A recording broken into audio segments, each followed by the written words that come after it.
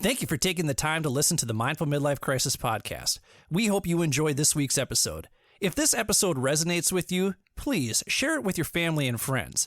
We will do our best to put out new content every Wednesday to get you over the midweek hump.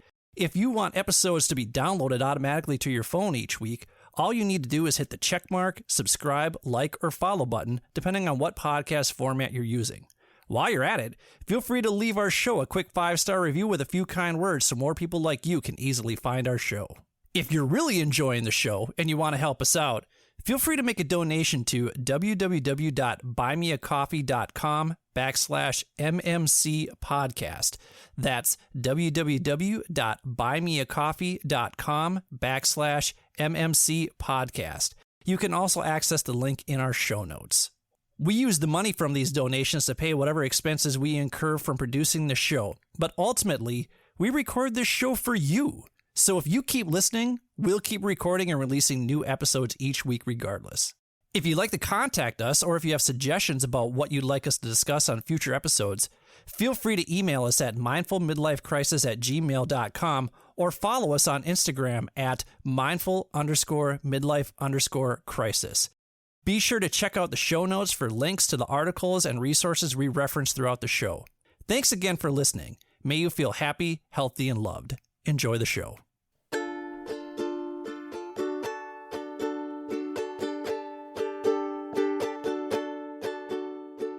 Welcome to the Mindful Midlife Crisis, a podcast for people navigating the complexities and possibilities of life's second half. Join your hosts, Billy and Brian, a couple of average dudes who will serve as your armchair life coaches as we share our life experiences, both the good and the bad, in an effort to help us all better understand how we can enjoy and make the most of the life we have left to live in a more meaningful way. Take a deep breath, embrace the present, and journey with us through the Mindful Midlife Crisis.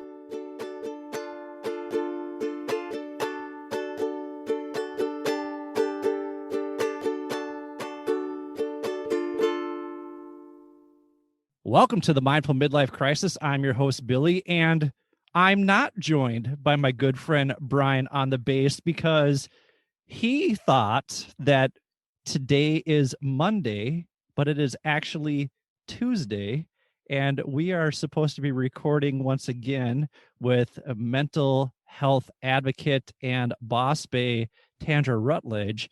But he is out on the schoolies somewhere in the middle of Wisconsin, probably eating cheese and smelling like Miller Lite somewhere. So, Brian, we hope you're having a great time with your family. I know that he is going to be bummed out that he doesn't get to be part of this second conversation that we are having with American Foundation of Suicide Prevention Director and Mental Health Advocate, Tandra Rutledge. Tandra, thank you for coming back. We're going to change subjects this time, and we're going to talk about parenting tips for raising a child with ADHD, how to unleash your child's superpowers. That's one of the presentations that you give. You also give a presentation called What Teachers Should Know About ADHD, Supporting Diverse Students and Families. And both of those can be found on the Great Lakes Mental Health Technology Transfer Center website, which is mhttcnetwork.org. Tandra, welcome back. Thank you for coming back. Thank you for allowing us to shift our schedule around a little bit and do this interview one-on-one. I'm recording from my home studio recording tent. You said it looks like I'm just lying down here telling ghost stories. So I'm glad that you could make it back. Thank you so much. Thank you, Billy. And I know your listeners can't see this, but just imagine a grown man laying on his bed with a microphone. And that's the image that we have here. It's quite interesting. He's in a fort, an adult fort. But I'm glad to be here with you today, Billy. And Brian, you are definitely missed. Thank you for having me. Absolutely. So when we got done talking to you last week, Brian immediately said, wow, I am taking that you good strategy and talking to my boys like that moving forward, and just so that they can open up about how they are feeling. He said he absolutely loved that idea of asking them, what does your brain need? So he was over the moon when we finished that conversation, because you shared so many wonderful ways for parents to normalize and prioritize conversations around mental health with their teens. So thank you so very much for sharing your expertise there. No, it's important for us to normalize these conversations. And I know last week we talked about suicide prevention, and this week we are talking about attention deficit hyperactivity disorder, or ADHD as it's more commonly referred to. And so we have to have these conversations. So I'm more than happy to share any tidbits that have helped me as a parent. In full disclosure, I am a parent of a child with ADHD. I'm also a mental health professional and an advocate. And so the only way I know how to talk about this and to help other people is to share my own experiences, and not to hold my experiences as expert advice, but honestly to share my experiences to give people hope that they too can get through these difficult times and gain better understanding of how to help and support their children. And as you said, unleash their superpowers. Yeah, so we want to get to that conversation here about raising the children with ADHD. Really quickly, you shared your 10 roles last week. We won't make you do that again, but good, because I don't remember them all. Thank you. Yeah. Well, I just remember Boss Bay, because I'm always going to look at you as the mental health. I'm never going to call you a mental health advocate again. I'm going to call you the mental health Boss Bay forever and ever, whatever I totally introduce fine you or with talk that. about you. So totally fine. I'm just wondering, what is some advice you would offer to your younger self? And not even just around being a parent with a child with ADHD, just in general, what is some advice that you would offer to your younger self? I would tell my younger self, the younger girl in me, to trust her gut. I think growing up, I second guessed myself a lot. And I would add to that, not only trust my gut, but also one of the things that I've learned as an adult is that everybody doesn't get the vision that you're given, right? And we talked last week, as a Christian, I believe in God. And so I believe that God has given me a specific vision and a purpose for my life. And it's for me, it's not for Billy. So if I tell Billy, hey, Billy, I want to do this and this, and Billy says, phooey, phooey, Tandra, right? Well, it's not for Billy, it's for me. And so to trust my gut and to trust, honestly, the vision and the purpose that I have for my life, and that it's for me, and my path is for me, and it's not for anyone else. I know that's a mouthful. So you get me going, Billy. You get me going. Well, no, that one actually really hit hard, that vision piece and the path, because that's what I'm trying to navigate right now. I've got a big announcement that's coming up here when we start season 3. So, and I think a lot of probably our listeners have figured it out if they follow us on Instagram at mindful_midlife_crisis. They probably have figured out what that is. And if you want a sneak peek, you can just follow us on Instagram. But what you talked about, that idea of trusting your gut and knowing that the path that you're on has been shown to you because of the vision that you have and the way that you see the world and the way that you interpret the world, and it's individualized for us. And I just really love that. And I think that's part of one of the reasons why I love talking to guests, is because they share such wonderful nuggets of wisdom like that. So thank you. And you're allowed to get going and keep going any way you want, because we have enjoyed speaking with you. And it's once again a pleasure to speak with you again today. No, thank you. And as I think about what I just shared about the path, and trusting your gut and the vision for your life, it really applies as we're having this conversation about children, teenagers with ADHD, because ADHD is one of the most common neurological disorders in childhood. And yet, in many ways, it's one of the most misunderstood disorders at the same time. So it's one of the more common ones, but it also is very misunderstood. And so you find oftentimes children and parents of children with ADHD very frustrated, feeling very defeated because they don't know how to navigate their disorder and parents don't know how to parent a child with those unique challenges and how to support them and advocate for them. And honestly, the children don't know how to verbalize what it is that, they're dealing with. They don't know. There are some things that we all know, kind of the hallmark symptoms of ADHD, right? It's the inattentiveness, the impulsivity, and the hyperactivity. And it's those three symptoms that are to a significant enough degree that it impairs that child's ability to function in school and at home. So yes, children are active and inattentive. Yes, to all those things, right? Boys especially, and I have two of them, so I know.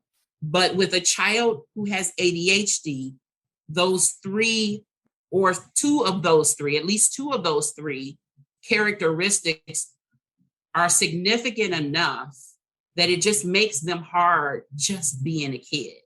And I think that because it is, quote unquote, we see it as behavioral, kid won't sit still, right? Kid's impulsive, kids blurting out answers, that we tend to use punitive. If we see it as behavioral, we think that it's voluntary. And if it's voluntary, we see it as disobedience. And if it's a disobedience, whoa, we're going to correct the disobedience. So we almost have to, not almost, we should change our perspective on how we even see ADHD, because it's not behavioral, it's neurological. And if we start to see it as neurological, then we understand that it is not willful disobedience, right? It's not something that a child can just decide not to be inattentive, or this is the one, I'm guilty of it, try harder. To realize that a child with ADHD is trying as hard as they can.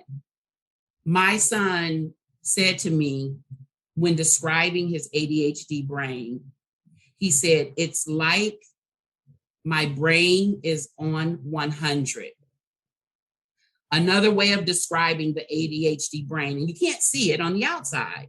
Imagine if you had a party in your head 24/7, just going on in your head.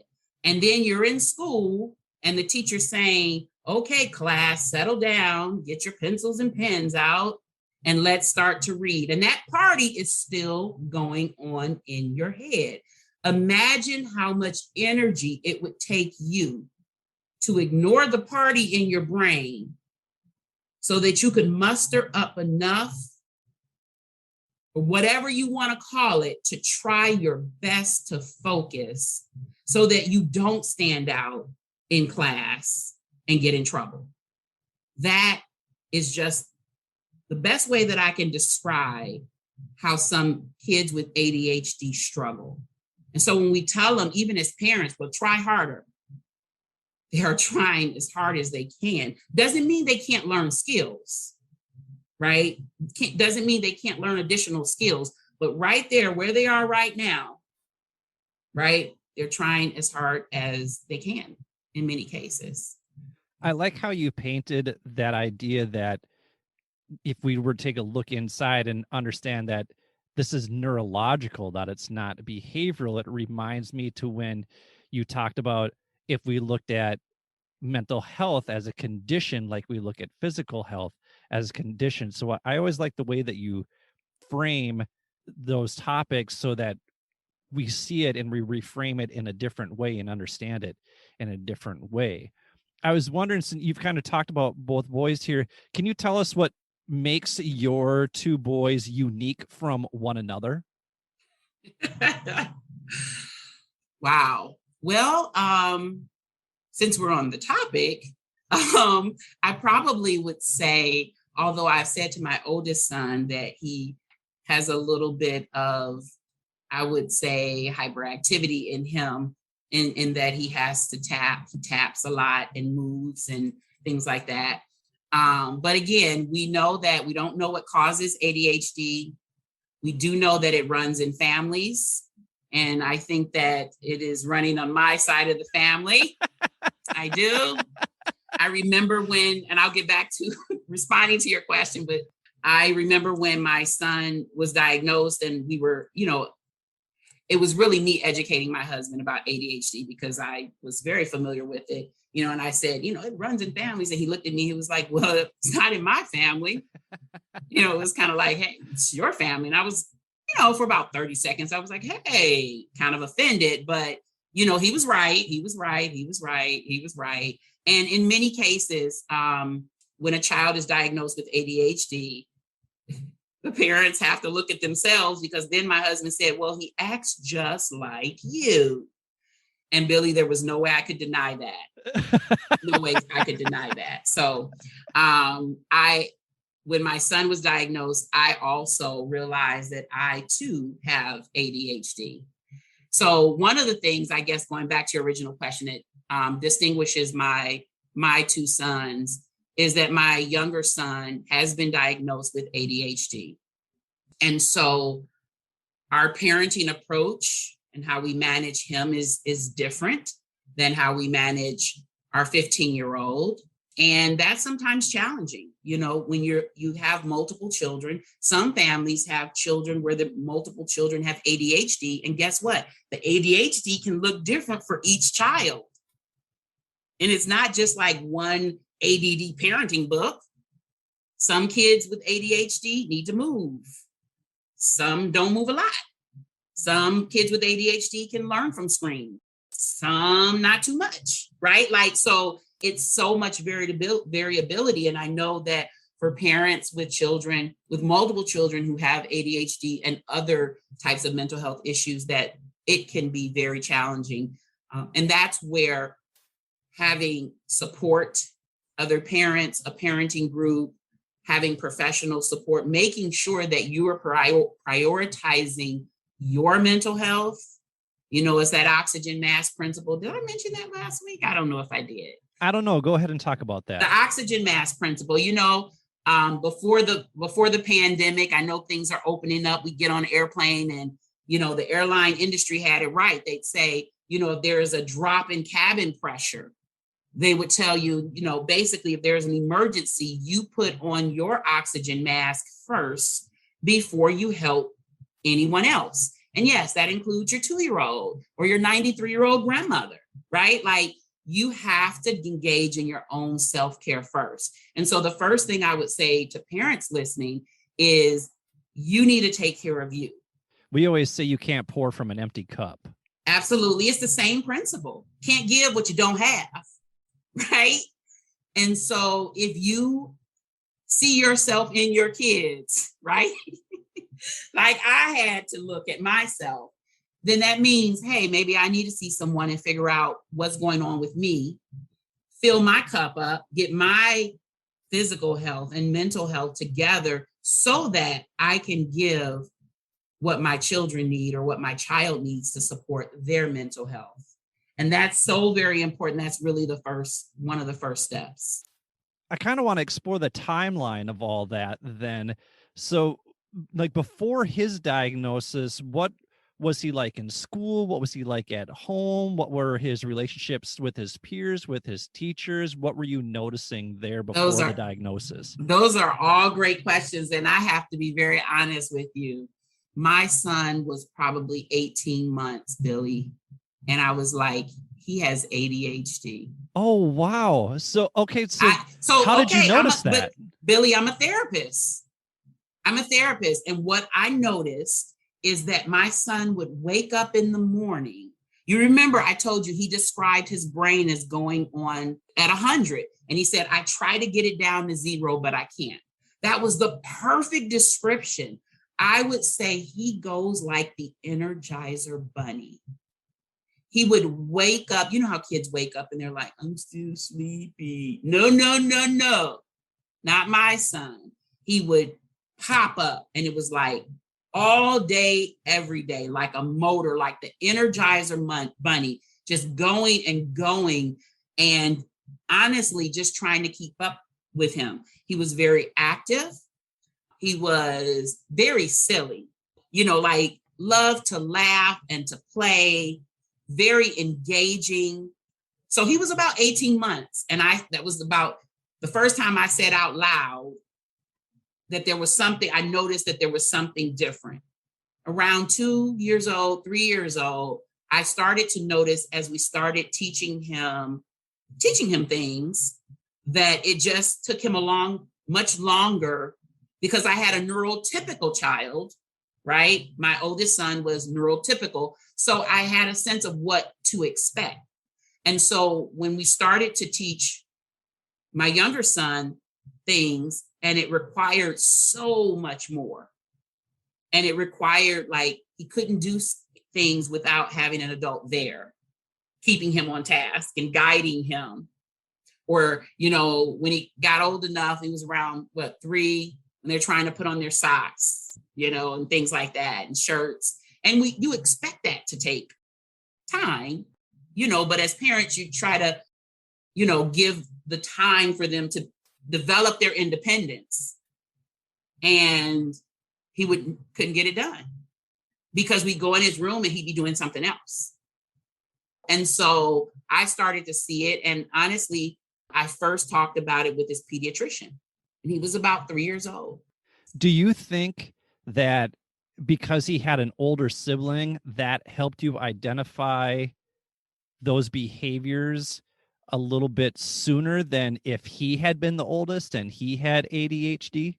That is a really good question. And I think that has some validity to it, honestly, Billy, because I had for lack of a better way of putting it, I had a comparison. And even though you don't compare your children, they're individuals, but you do expect children to develop at a certain pace, and, certain things happen before others. So I did have this other child that seemed to develop typically. And then I had another child who seemed to have a different beat to him. A Sharknado, as we like to say. Sharknado, I love it. It's funny. I have so many stories. When he was probably about 6 months old, I remember being out with him. And this speaks to some of the superpowers that we'll get to, I'm sure. And you know how babies coo, right? They make I don't noise. Because I don't have babies. If Brian was here, he'd absolutely know what you were talking about. Okay. So have you ever been around babies, or you just live in your fort? I try. You've never been around anyone. No, when babies are around, I retreat to my fort. You retreat. That's okay. For real. Okay. So Billy, babies make noises. Okay. So they can't talk and form words. So they make noises. Right. Gotcha. Okay. So you need to have some. No, that's not my path. That's not my path. Now see, Billy, I wasn't even getting ready to go.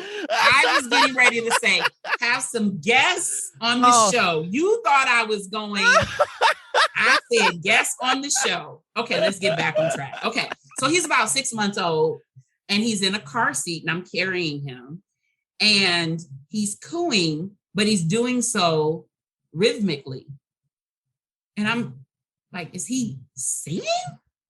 Like there's a rhythm to his cooing. And we're in the store, and a woman says, "Is your baby singing?" And I'm like, no, nah, no. But honestly, every parent thinks their child is just like, great. But I was like, but he is it's not just me hearing this. So I knew from a very early age that there was something unique and special about the way that this child embraces the world and embraces life. But I also knew as a mama bear that to the outside world, that his behavior would be seen as problematic when he got into structured situations and settings where he would be expected to sit, and be quiet.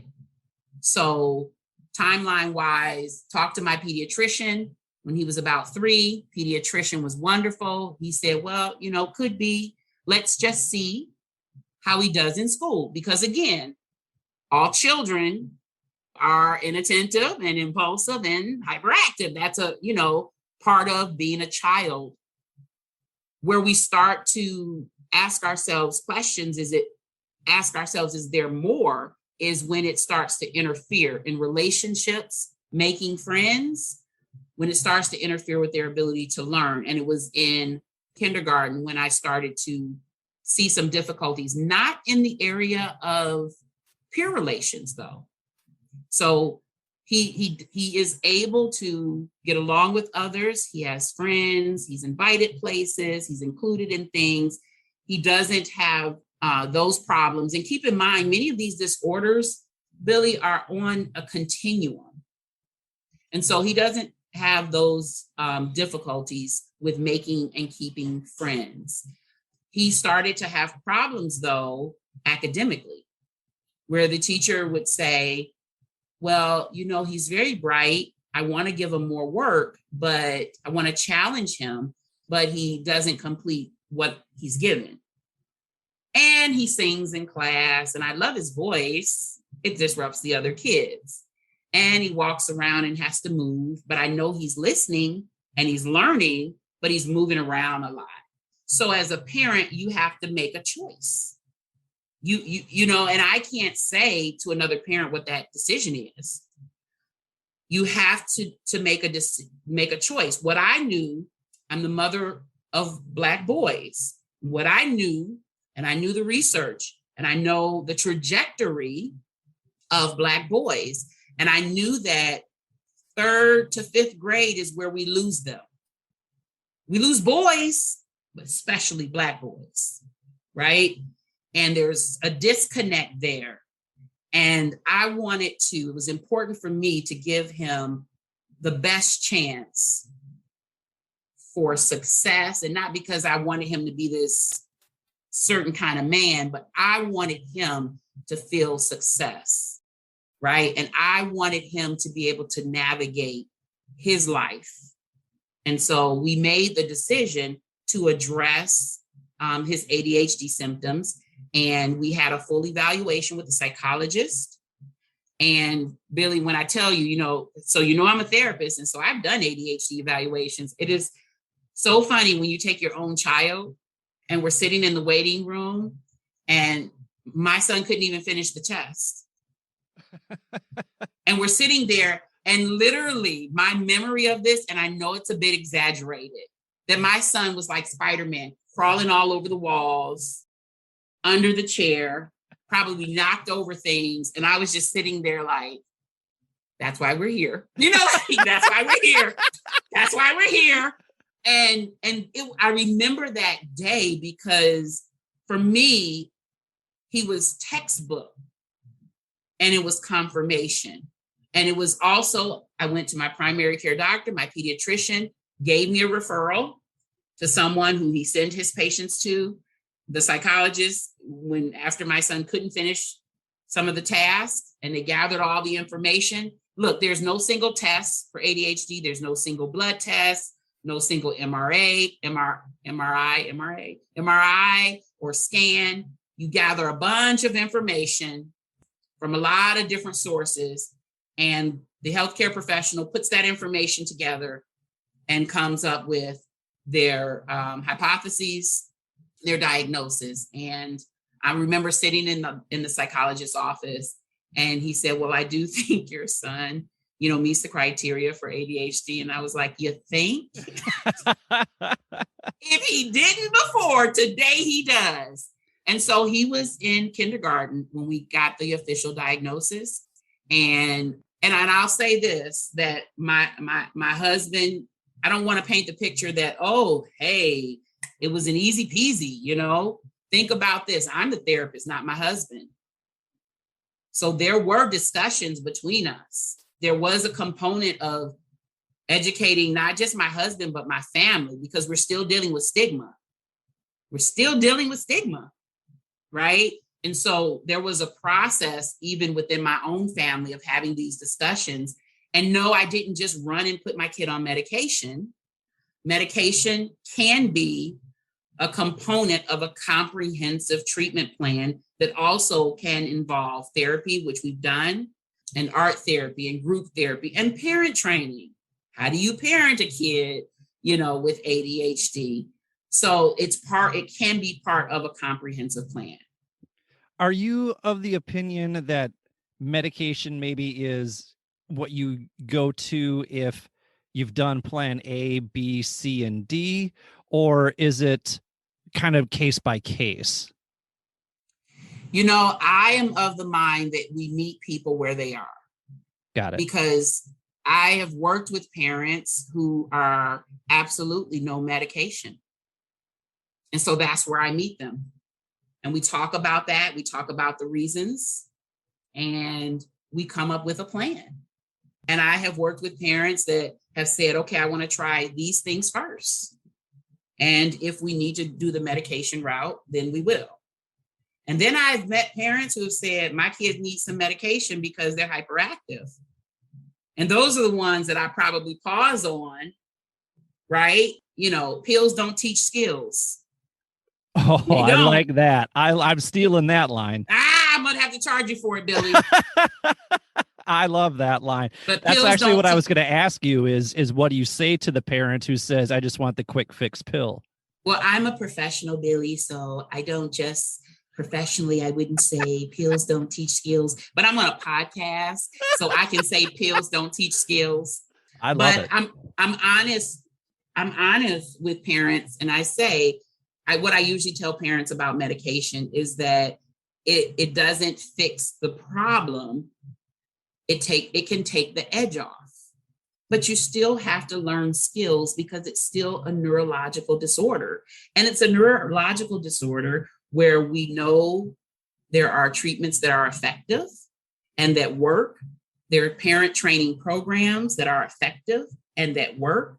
There are strategies that, look, if you Google ADHD, you will just get overwhelmed with all the information that's out there. There is all kind of information, tip sheets, videos for parents to help. There's a whole community of support for parents with children with ADHD. So I guess the answer to your question is I really try to meet people where they are, because I know as a parent how difficult it is and how frustrating it can be when you're dealing with a child who has ADHD or any other mental health disorder, because you're dealing with your own stuff. For lack of a better way of putting it, it's not any different than finding out your child has, a physical disorder, and so meeting parents where they are and having a conversation where you educate them. A lot of that is, sorting out myths from facts. And I do have to admit that sometimes, depending on, who I'm talking to, I might say something like, well, if your child had diabetes, you wouldn't say, oh, the insulin is a last resort. Let me try all these other things over here. Right? Right. Again, Yep, and that's sense. Because one of my things is to challenge. And what is it? Kick stigma's butt. Like, let's just kick stigma's butt. Let's talk about what's real. And why are we treating neurological disorders differently than we're treating physical disorders? So sometimes just having parents to see that and say that out loud, I'm not saying that changes their mind, but it at least gives them something to think about. So as a mama bear who is also a mental health professional, how involved would you get with his teachers? And were there ever times when you would have to step back and say, oh, you know what, I just need to let the teacher do their job? Or were there times when you're like, this teacher isn't doing their job, I need to have a conversation with them? I know you're probably thinking like, hey, you probably, because you're a therapist, you probably go in that school and tell those teachers what to do. That's what you're thinking, Billy. That's not what I'm thinking. Okay. I'm just curious. Well, because we do have parents like that who are not mental health therapists, and they will just come in and tell you how to do your job. Well, I'm going to be honest. Remember what I said about the first thing that's important about your own mental health? I don't need another job. I want to be a mother to these boys. And now that is not to say that I don't know stuff, right? But I really rely on the teachers to be the experts in what they do and educating my child. Now, my child had a 504 plan because when you have a child that has, a mental health condition that impacts their ability to learn, or the school is required to make accommodations. So they had a 504 plan, which basically were just accommodations that they would make. This past school year, they did some additional testing. Now, this is where the mama bear probably came out. And this was the blessing in the lining of the pandemic. We're at home and I get to see that my child is really struggling with his executive functioning skills, which is a part of ADHD. Executive functioning skills involve our ability to organize and think and process and do. And I did not realize the degree to which he was impaired and how it impacted his ability to carry out his schoolwork. I kind of see it at home, but I really got to see it up close and personal with him doing work at home. Because I'd be like, well, didn't you read the directions? Do the steps. Well, tell me what you just read. Explain to me how you did that problem. And when I was like, whoa. So then that's when I had to kick into gear as a mama bear / boss babe / therapist and request that he be further evaluated, because I saw things that might not have gotten noticed had we not been in the pandemic, not noticed by me. And definitely no one at school had noticed it to say anything about it. My son was in the 4th grade when this happened. So, I'm watching very closely, 5th grade, very closely the things that are happening to him. So now he has an IEP, which affords him more support and services at school.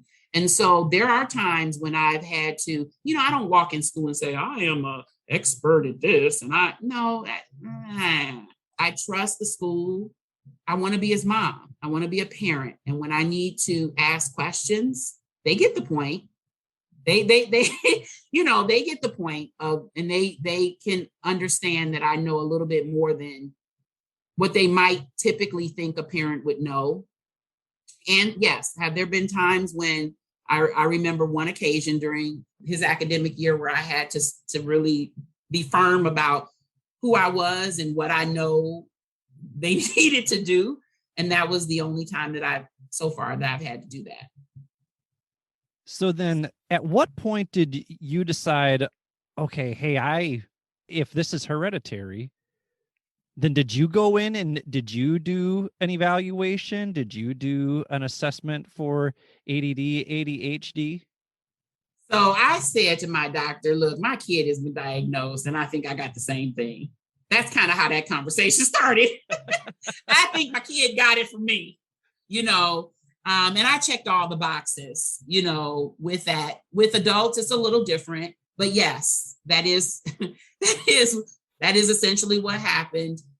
So not only does he have a mother who's a therapist, but he has a mother who's a therapist who also has ADHD.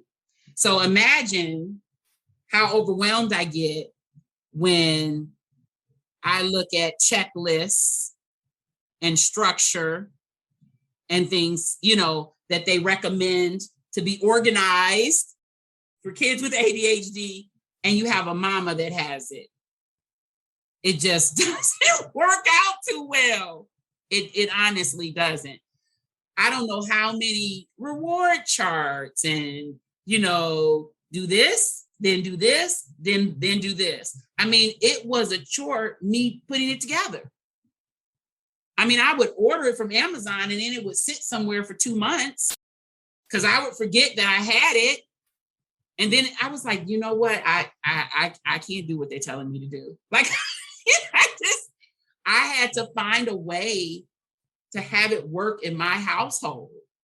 And one of the ways that has really helped me, and I don't get paid from Amazon. I really don't. And people might have feelings about, but that doggone Alexa device, man. Oh, how do you use that? Do I use it? No, how do you use that? Oh my gosh. Let me tell you how. Yeah. Let me tell you how we use it. So imagine having a child that needs constant reminders.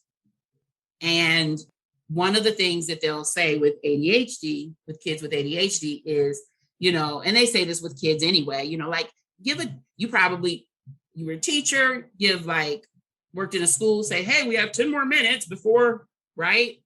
So giving all of those warning times to give kids a chance to, get themselves together. Man, imagine doing that for a kid who just needs constant reminders.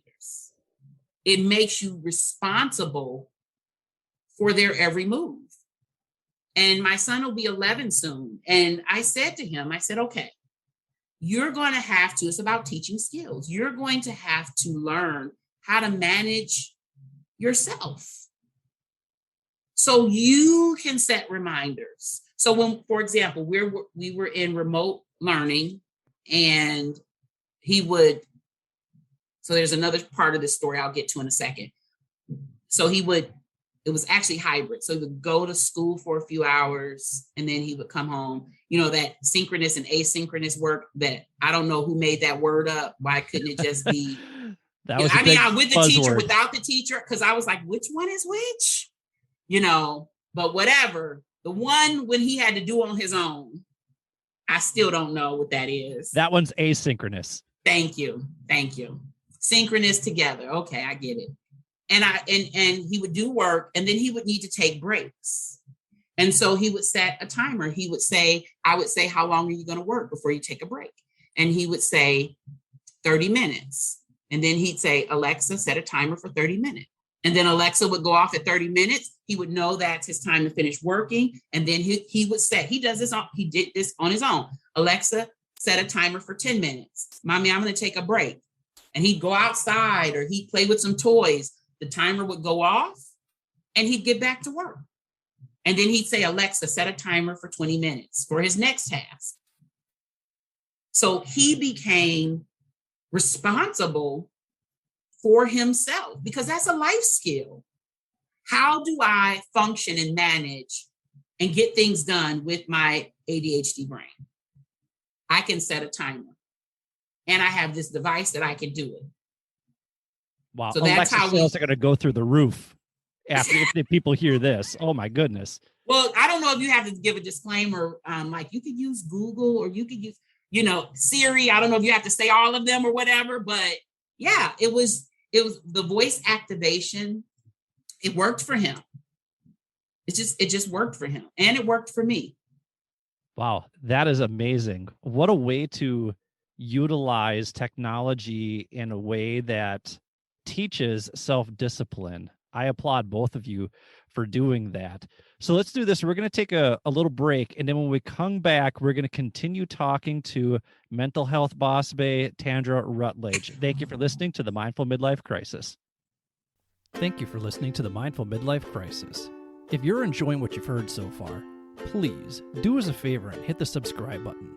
Also, giving our show a quick 5-star review with a few kind words helps us on our quest to reach the top of the podcast charts.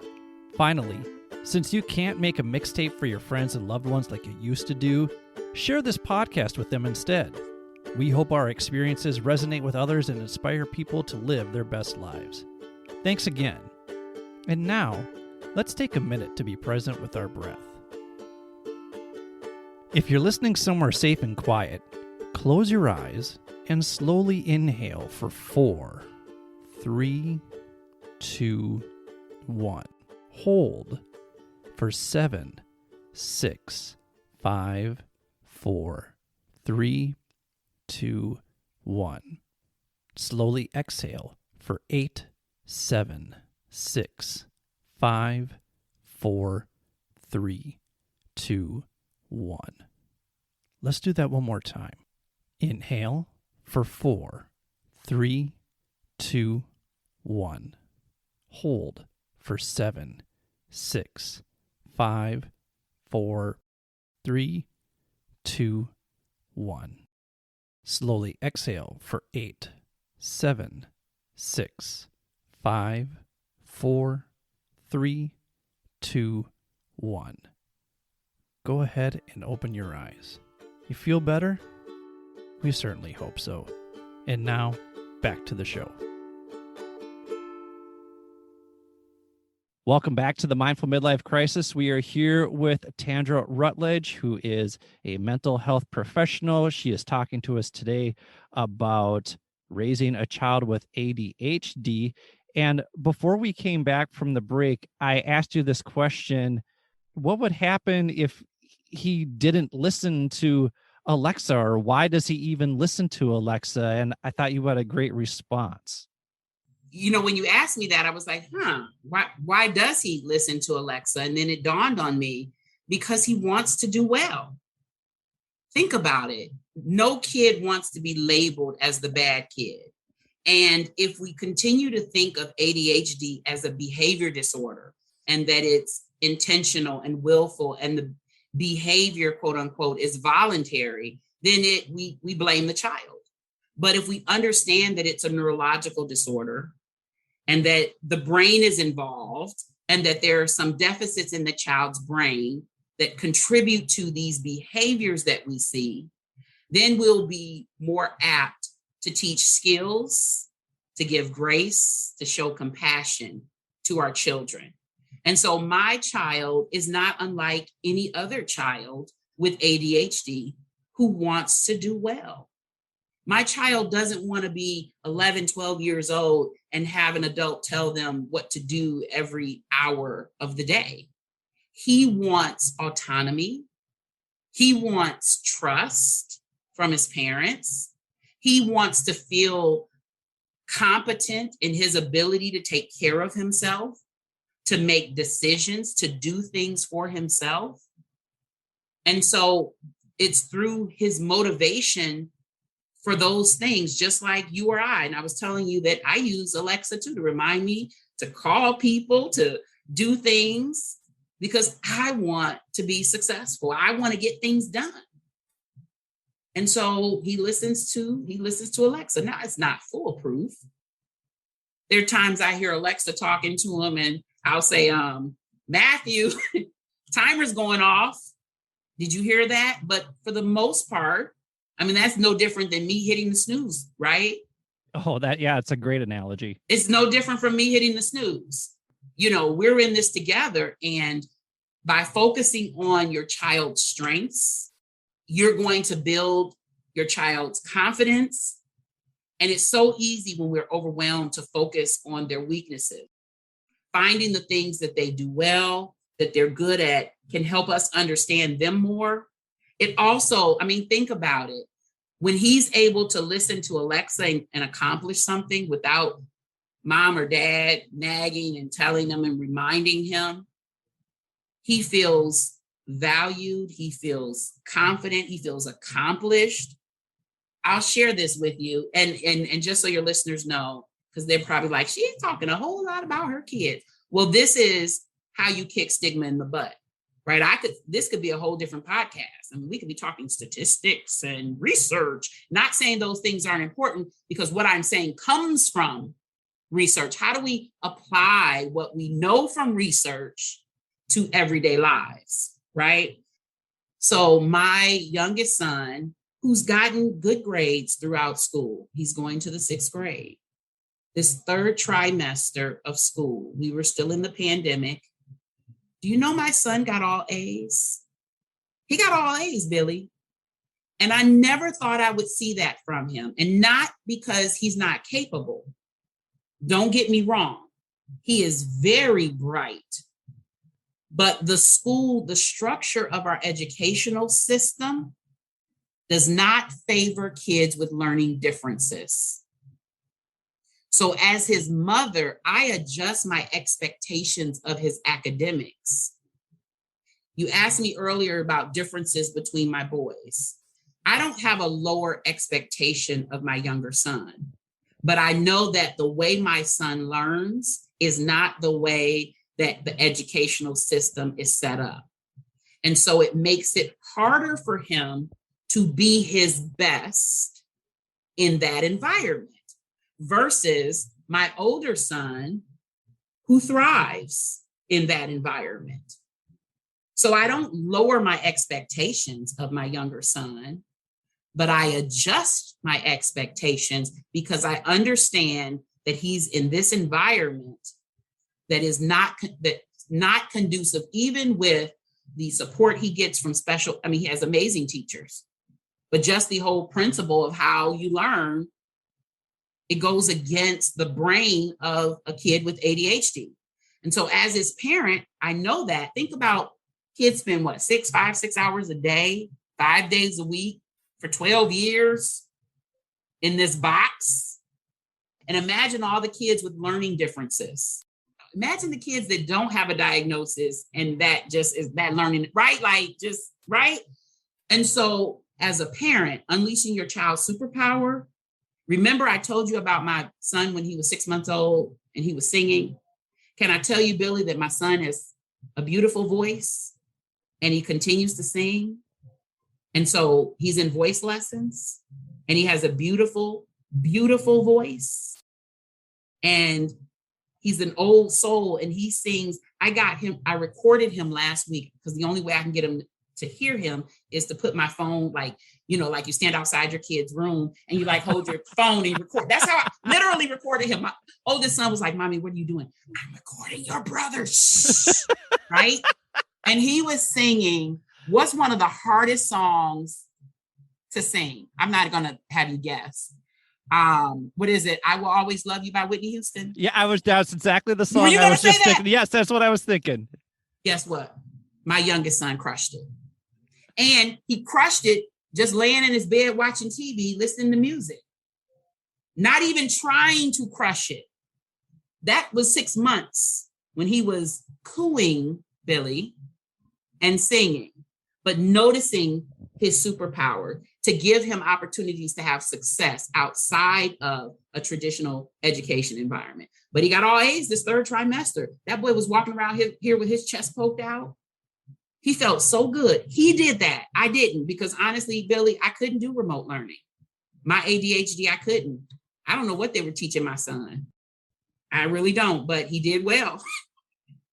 I love that you continue to use superpowers, and you've talked in the last episode about the importance of shifting the language that we use around mental health. And so I love this idea of superpowers. What are some of the other superpowers that he's been able to unlock since his diagnosis? I think it all has to do with, it's his creativity. I tell him all the time, and I'm being sincere when I say this to him, that I love the way his brain works. He thinks of things that no one else thinks of. The way things make sense to him. He has a lot of, honestly, common sense. Another difference. Don't tell my oldest son I said this, please. But he has what they call a lot of common sense. It's interesting to see a 10-year-old shut down a 15-year-old, and a 15-year-old doesn't even know what to say because the 10-year-old makes so much sense.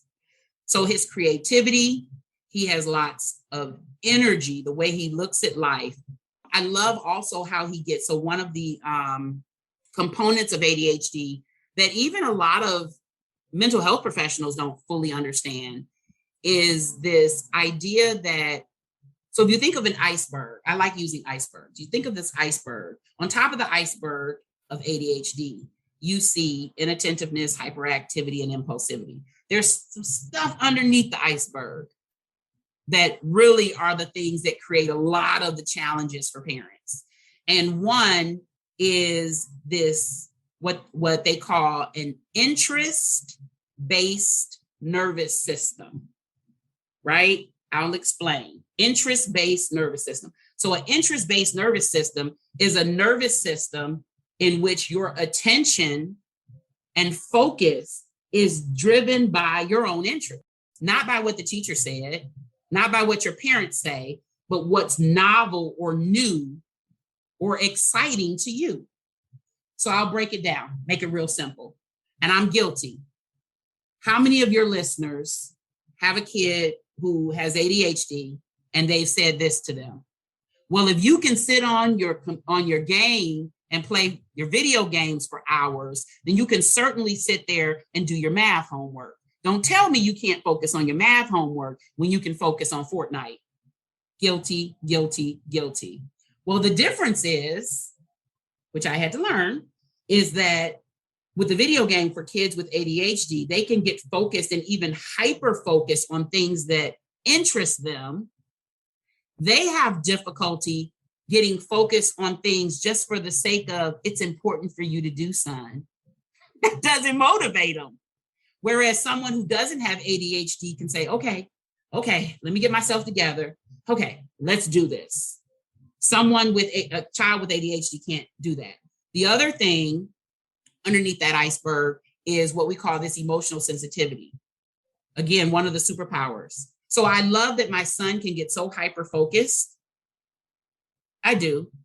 He got hyper-focused one afternoon, and I kid you not, he took some string, some staples, some tape, and some cardboard.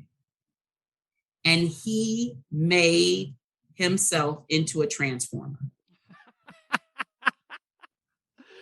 Another day, he took string, cardboard, tape, and staples, and he made a football uniform with shoulder pads, and then he put some padding on his legs and everything. And he got stumped at how he could make the helmet because it was round and the cardboard was kind of straight. But he was like trying to figure out, he was like, maybe if I get a hat and I staple and wrap and tape the cardboard around a hat.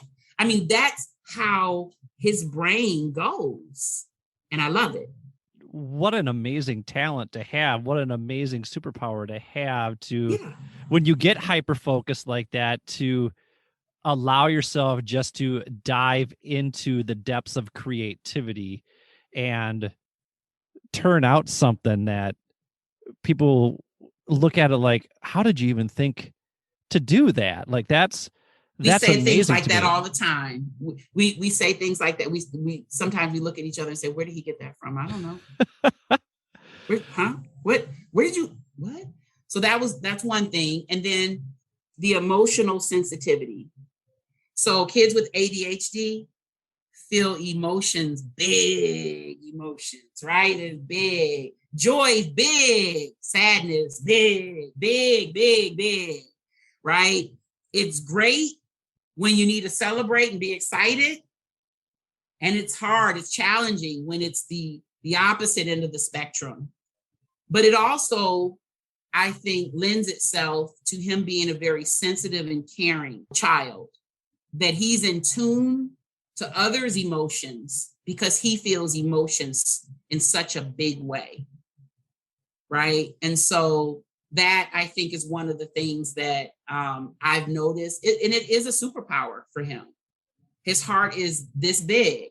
And I've talked to parents of kids with ADHD, and they say the same thing, that my son is caring and loving and giving, right?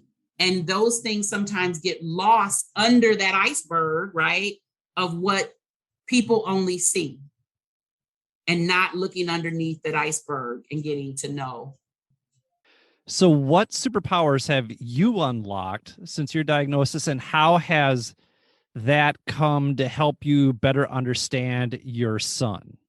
I think one of the things that has, I guess, one of my superpowers that I've learned because of my son, my son just made me have to learn it. I mean, I love my son and I want him to be successful. I know the risks of him having ADHD, right? I know what the research says. I know that he has an increased risk for developing other disorders, depression, anxiety. I know there's a higher risk of abusing substances. That self-esteem is an issue, his confidence, right? I know all of these things. And I think that knowing those things have helped me to be a more intentional parent. I try to be more intentional, not just with him, but with both of my children. I can't rush him.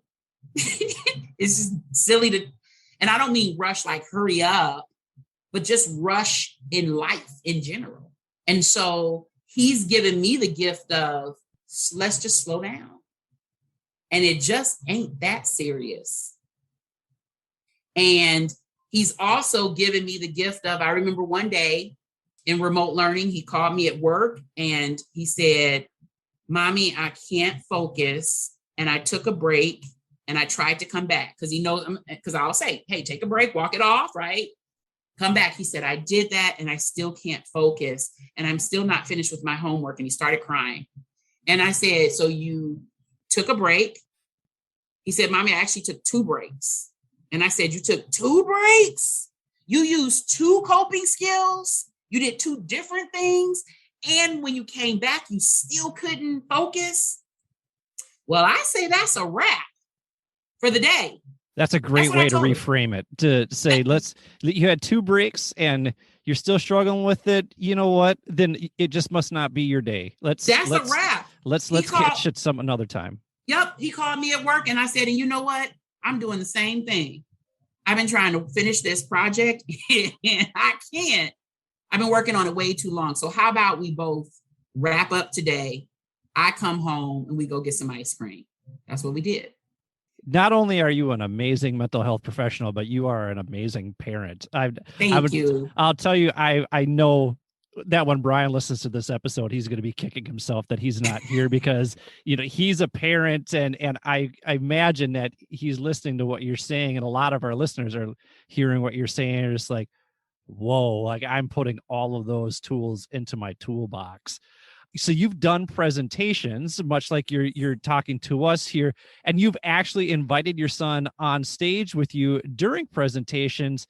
How do people respond to that? What does he enjoy about doing that? Okay, so I have to correct you just ever so slightly. Okay. So I didn't actually invite him. Oh. He invited himself. So let me just back that up a little bit. Okay, I see. He may hear this. He may hear this one day, and he, will come for me. Me sharing these stories and talking. I'm sharing my life. I'm sharing his life. And so even before I started doing this work, particularly around ADHD, I knew it was very personal and it, would touch home. I had a conversation with him and I explained to him, he knows what I do. And I told him that I think that we have something that we can share with others. I can share as a parent, you can share as a son. And I'd like to, I told him, I said, I learn a lot from you. And I'd like to use some of the things that we've learned about ADHD and learned about each other to help other people. He was like, yeah, Mom, that's great. Right. So he actually has invited himself. And that's recent. So another correction, Billy, because you're giving us way too much credit. This all happened within the past year and a half. So, we've been in the pandemic.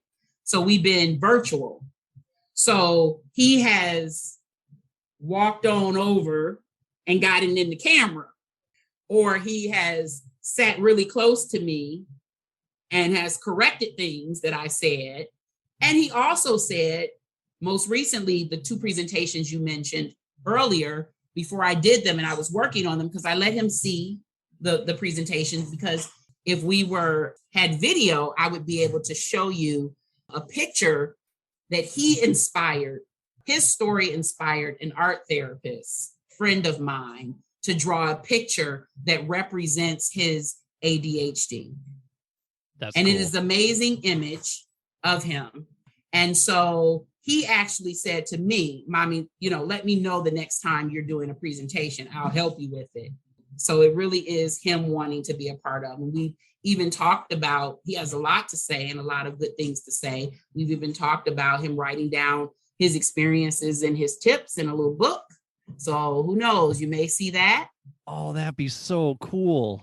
And maybe you can invite us back and you can talk with him. Yeah, we were hoping that he was going to be able to join us today, but he's just practice. Walked in the house from track practice. Oh, hey, how's it going? I'm Billy. How you doing? How is track practice? Tiring because we were running out in the heat. What's your event? I run the 100-meter dash and the 200-meter dash. Your mom has been sharing stories with us, and it sounds like you're a pretty remarkable young man. We're happy to have met you. So we're doing a podcast, and your mom and I have been talking about, like we said, just how remarkable a young man you are, and how you manage your ADHD, and how your ADHD is actually allows you to unlock your superpowers. What do you think your superpowers are? Well, creativity, and like sometimes when I get bored, I like grab Legos and just like make something random. It gives you superpowers, like hyper, like you can focus on what you want to focus on for like a very long time. I really don't know how to explain it. You're doing just fine. You explained it. I heard that you sat down and made some football shoulder pads and out of a cardboard. Yes, I did. What else have you been creating when you get hyper focused like that? So we have a lot of Legos building things. Whatever this thing is. So he has a one of those builder sets. So people can't see you because it's a podcast, so they can only hear. But so what do you got there? Tell us what you got. Describe it in detail. It's just something that I made. It's like, it is 4 wheels, and it's my dad or my mom bought it for me. And so I just got bored and made it. It's like a little like RC car that's not remote controlled. I like that when you get bored, you decide to make something, or you decide to create something. I think that is such a unique skill and a unique talent that you possess. And I look forward to whatever else that you decide to create and decide to make. I hear you guys are working on a book. Sure. Really? I told him about your idea about writing a book. I told him about the picture in your room. Oh. Ooh. And remember, you said, well, you do the writing, meaning me, and you said, I'll do the drawing, the pictures. Remember? It might just be a chapter book. It might be a chapter book. Yeah, it might be a chapter book with no pictures, so I'll leave suspense. So who's going to do all that writing? You. Oh, okay. And You'll dictate to mom, right? You'll tell her what to write? Yeah. Because I don't want my hand falling off. Okay. So I don't know if you noticed, Matthew, but Billy is doing his podcast in a fort. He has a fort at his house. I had to create a fort so that way it doesn't echo in my place. So I'm under a bunch of covers, and I've got chairs all around me so I can prop up the blanket, and I've got my flashlight right here so your mom can see me. That's a very classic way to build a fort. Thank you. It's good to get a 10, 11-year-old's seal of approval on a good homemade fort. So your fort making skills, thumbs up. Well, thank you. Well, hey, since you guys are home now, we'll let you enjoy some family time. Tandra, thank you once again so much. Matt, thanks so much for joining us as well. Your story is so greatly appreciated. Our listeners are going to really enjoy hearing all of the information that you shared, all the tips that you shared, all the expertise that you shared. These last 2 conversations have been absolutely wonderful, and we can't thank you enough. Thank you so much for being a guest on our show. For Brian in Wisconsin, for Tandra, for Matt, this is Billy. Thank you for listening to the Mindful Midlife Crisis. May you feel happy, healthy, and loved. Take care, friends.